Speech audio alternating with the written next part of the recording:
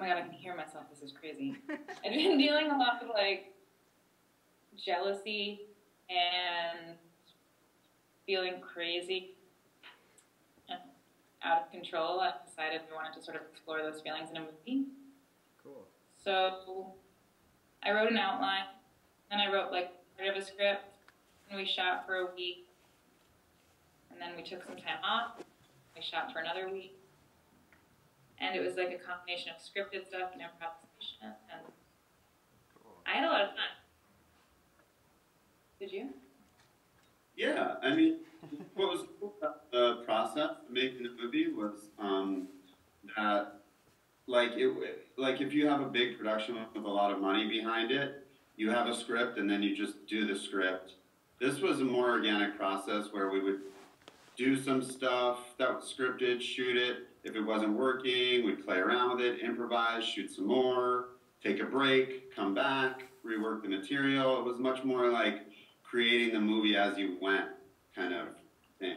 Sure. Doesn't mean we tried less hard. It was just more, since it was so few of us and we all knew each other so well, it was just that kind of process. Nice. Well, I think the feeling of the film, I mean, it doesn't feel, I mean, certainly it doesn't feel clunky in anywhere where, like, scripted material doesn't mesh with, you know, unscripted material. I think it's, like, pretty beautiful in that way. Yeah. I had another... Oh, yeah, go ahead. It was scripted, like some stuff I shot the first week, and I thought it was too rambly, so I went back and sort of took the dialogue and sort of took what I thought was good from the improvisations and then parsed it down and wrote a script based on the improvisations. So I guess by the end, less of it is improvised than scripted. Gotcha. Do you have any interest in, or do you feel comfortable talking a little more about, like, feelings of jealousy that you were exploring, or like, where those came from, or, I mean, is that a point of departure you want to go to? Or? Sure. Sure. I guess two things. One is that I've always been really jealous. Like, I can remember when my best friend won a raffle in kindergarten that I didn't win, and just like sobbing during nap time and just feeling so mad at her, like it was a huge betrayal that she'd won. And so like it's always been part of me, but then also the particular sort of romantic jealousy that I felt was Larry had made Gabby on the Roof in July, and he did a much more extensive rehearsal process where he would go off with other actors, and he didn't tell them what he was doing because he wanted it to be secret until he wrote it. Do you guys hear that beeping? Okay, Yeah, what is it just that? stopped. I don't know. I had no idea. Well, we're good now, I think. I don't know how to be up there. It's a AV curveball. But so I got really violent and I got really jealous. I started to sort of destroy my relationship with Larry because I was so irrationally jealous. And I also cut myself from having positive female relationships because I was so threatened by these women. And luckily Larry's really patient and to break up with me and let me work through it. And then once I did, I was like, oh, this sort of ties into like the horror movie tone. It's just like I felt like I had become a monster. I had become a completely different person, totally out of control. I thought that was a really interesting thing to play with. Just that jealousy itself is horrific. It doesn't have to result in killing or murder. It actually destroys people and friendships and romantic relationships. Yeah. Mm. You looked like you were about to say something, Lawrence, when she was talking. I don't know, like you were like maybe not. No, sorry. Yeah. I don't know. Maybe not. I have one more question I want to ask you before we open it up to the audience and have people kind of stream down here and throw some other things at you guys. But can you talk a little bit about like the non-narrative imagery? You know, like the cutaway that you used, and stylistically why you used it in the ways that you did. I mean, I don't know. I have my own ideas why that was used, but I'd be interested to hear what you think. Or I mean, not what you think, what you did. Does Nandan talk about that? What's up? Does not? Yeah. What the cut? You shut the nation.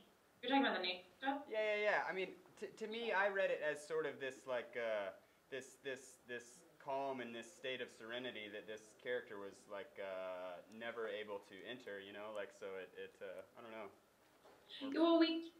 Well, I'll say a little bit, and then if Ben wants to add, he like went off on all those shops Cool. over Yeah, really early.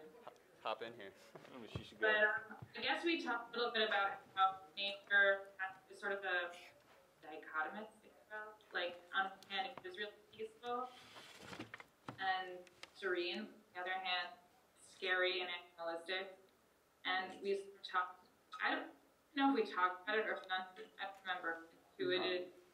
We did. We needed a variety of. Yeah, like that the nature sort of the way it was shown like Genevieve's mythology, so in the beginning it's clear and it gets darker, more out of focus, and scarier so she more and more on him. Gotcha. Nandin? Were you thinking of things when I got the show? I'm sorry, was Nandin properly introduced? Yeah, he was introduced. One more time, everybody, this is cinematographer Nandin Rao. He's with us from Corvallis, so. Yay! Yeah. I'm trying to think if I do. I'm trying to think if I do have anything to add. I mean, I know Sophia. I mean, we definitely did talk about it. I think Sophia was. Yeah, Mike. I think. We definitely did talk about it. I know Sophia was pretty clear from the beginning that she wanted that dichotomy in nature and somehow being able to capture just. And I think, you know, as far as choice of locations, it was just this gorgeous house in the middle of the woods, and so being able to capture kind of those two sides of that forestry and kind of feeling how, and also how I think, I remember talking about how it kind of reflects the, you know, especially Genevieve's experience going out to this place where kind of in the beginning it, you know, like any new place, it's a, you know, a green pasture, and then as it becomes kind of representing of her own, like trapping her as this kind of, you know, this space that she's in and this jealousy that she's feeling in this relationship that she's in, it becomes, you know, that takes on its own viciousness or whatever. So just showing those two sides. I don't know what else to. Yeah. Beautiful. Thanks, Nandin. Yeah. Boom. So I guess we got a short cord. I gotta like lean here.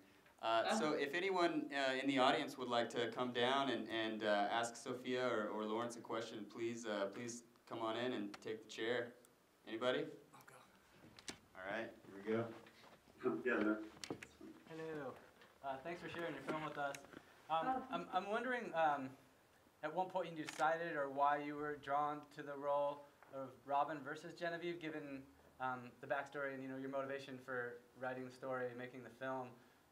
And was it therapeutic for you to play that other role in the jealousy kind of dynamic? There were a lot of factors that went into me deciding to play Robin.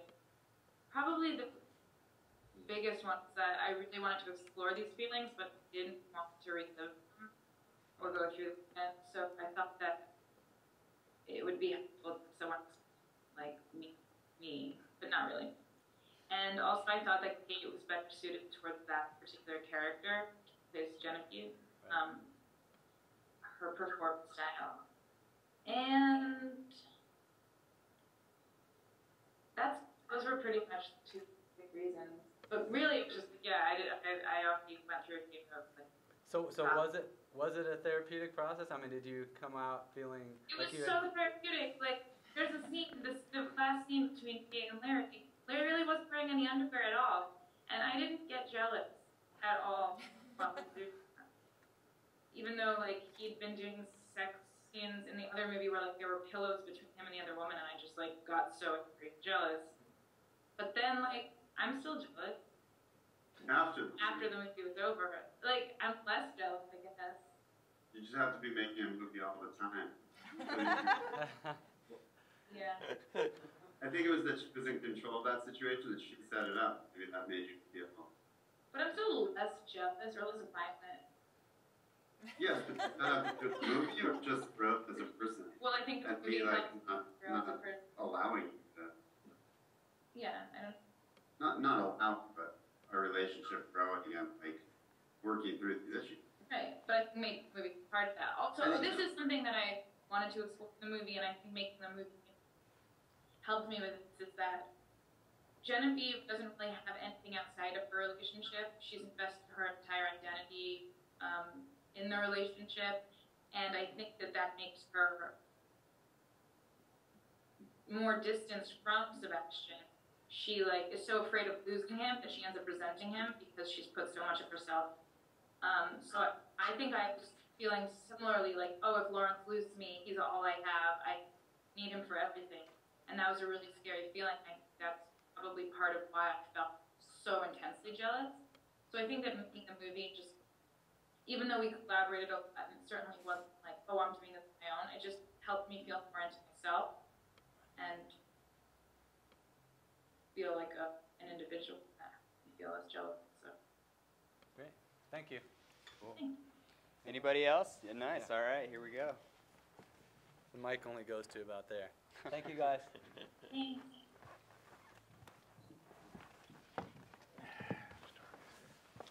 The mic, fixing the mic. Hi there. I grew up in the New York area, and it's kind of interesting. As I grew up, I wasn't afraid of the city. So, as far as meeting people, just the whole the city, it's remarkable because there's so much you can learn. There's so much culture. But in your movie, it was interesting that when it started out, the people from the city were cautious. It seemed they were cautious, they were reserved, and the country girl was the one that was stepping forward and seemed relaxed, and she didn't have all that city, I'll call it garbage, because there's a lot of paranoia. There's all the things that go growing up in a city, but yet you seem to be so relaxed in the beginning and starting conversations with them, warming up. You were the one that more or less was taking control in the beginning. Yeah, I think. Did that make sense? Yeah, we were. It's you have this conversation of city versus country, but I think Sophia and Kate and I were trying to create characters that were just that have their own personal history and their own issues. So we didn't think of that. None of them is city people, but there are some city people like Genevieve who are totally shy and reserved, and there are some country people who are totally outgoing. And I think Sebastian is pretty. I don't think he's obnoxious or shy. Actually, he's sort of obnoxious. Well, something that we talked a little bit about was sort of using intellectualism, cultural touchstones as a way of placing yourself above other people or distancing yourself from other people rather than as a point of connection. Using, just in general, using art as a way of making yourself look better than other people. So that's the thing that I think we thought about for Sebastian's character, and because Genevieve, she has to be perfect for Sebastian, she sort of mirrors that in her own interaction. Yeah, yeah. Go ahead. Sorry. I was just going to say that sense of it's using intellectual ability or using cultural knowledge as a weapon to keep other people down. I think that Sebastian is really interested in Genevieve's appearance and what it seems like she knows, and he's much harder on Genevieve than he is on Robin, because Robin is a reflection of him. I think he's the kind of guy whose girlfriend is like a trophy, a little bit. Yeah, what's amazing too is we live in LeGrand, Oregon. It's a 12,000 person community, and I've been here since '72. And what's always amazed me is the simpleness of country people as you get to know them. There's a lot more to simpleness than you'd think with people. You're sort of drawn to that. But anyway, thank you. It was a good flick. Thank you. And that's like that. Oh yeah, Okay, so. Really reminds me of last year's movie when Tucker was doing it. Yeah. Yep. Same thing. They were just sitting around back there. Probably tag gigantic photos of your guys' heads on Facebook. Watch out. Well, that's all the time we have for now. We gotta get going, but good luck with your guys' screening, and thanks so much for doing this. Thanks a lot. It was really nice to meet you.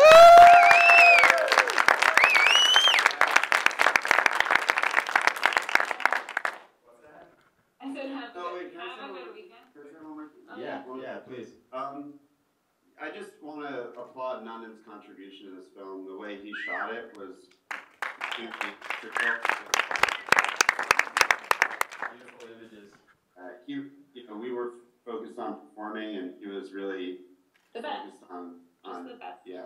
visually depicting it. So if you want to talk to him about all that, how that worked in the hallway or whatever, he's a good guy to talk to. He's really, really gifted. So. All right, thank you. All right, thanks. Thank you.